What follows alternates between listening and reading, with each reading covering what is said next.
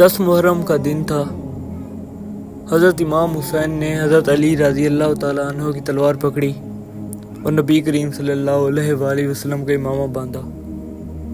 گھوڑے پر سوار ہوئے تو حضرت بی بی زینب سے کہنے لگے کہ گھر تیرے حوالے اور میں اللہ کے حوالے۔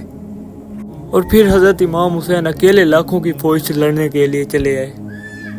پھر حضرت امام حسین رضی اللہ تعالیٰ عنہ نے یزیدی فوج کتنے سپاہیوں کو مارا کہ ان میں خوف طاری ہو گئی۔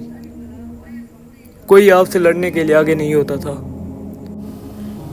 اتنے میں عمر بن سعد کہتا ہے کہ حسین سے فردن فردن مت لڑو، یہ علی کا شعر ہے، تم لوگ دور سے تیر چلاؤ۔ جب یزیدی فوج نے حضرت امام حسین رضی اللہ تعالیٰ عنہ کو دور سے تیر چلا کر زخمی کر دیا تو حضرت امام حسین رضی اللہ تعالیٰ عنہ اللہ تعالیٰ سے کہتے ہیں کیا آپ مجھ سے راضی ہیں؟ تو اتنے میں آواز غائب آتی ہے، اے حسین تیرا اللہ تو اس سے راضی ہو گیا ہے۔ جب امام حسین رضی اللہ تعالیٰ عنہ شدید زخمی ہو گئے تو اتنے میں شمر کہتا ہے جاؤ حضرت امام حسین رضی اللہ تعالیٰ عنہ کا سر کاٹ کر میرے پاس لے کر آؤ۔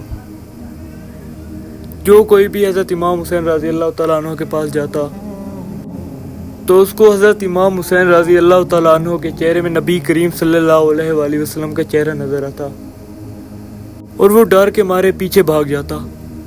اتنے میں شمر خود آگے بڑھا اور اس نے حضرت امام حسین رضی اللہ تعالیٰ عنہ کا سر کاٹ کر نیزے پہ لٹکا دیا۔ تو پھر حضرت امام حسین رضی اللہ تعالیٰ عنہ کے سر کو یزید کے دربار میں لے جایا گیا۔ جب حضرت امام حسین رضی اللہ تعالیٰ عنہ کا سر یزید کے پاس پہنچا تو یزید کہنے لگا کہ دیکھو اللہ نے مجھے عزت دی اور میرے مخالفوں کا کیا حال ہوا۔ تو حضرت بی بی زینب نے فرمایا کہ یزید تو بکتا ہے اور کہتا ہے کہ تو عزت والا ہو گیا، یہ تیری حکومت ہے، 4 دن گزرنے دے، تجھ پہ کوئی لعنت بھی نہیں برسائے گا اور میرے بھائی کا قیامت تک ممبروں اور خطبوں میں ذکر ہوا کرے گا۔ جب حضرت بی بی زینب یہ فرما رہی تھی تو نبی کریم صلی اللہ علیہ وآلہ وسلم کے ایک نبینہ صحابی وہاں پر بیٹھے تھے۔ یہ تو حضرت علی رضی اللہ تعالیٰ عنہ کی آواز لگتی ہے کہ کیا حضرت علی رضی اللہ تعالیٰ عنہ واپس آ گئے ہیں؟ حضرت بی بی زینب کا خطاب ایسے تھا کہ جیسے ممبر پر علی رضی اللہ تعالیٰ عنہ بول رہے ہوں۔ کربلا والا قافلہ تو مدینے واپس پہنچ گیا۔ 3 سال یزید نے حکومت کی، شرابیں عام ہو گئیں، مکے پر حملہ ہوا اور خانہ کعبہ کا غلاف جلا۔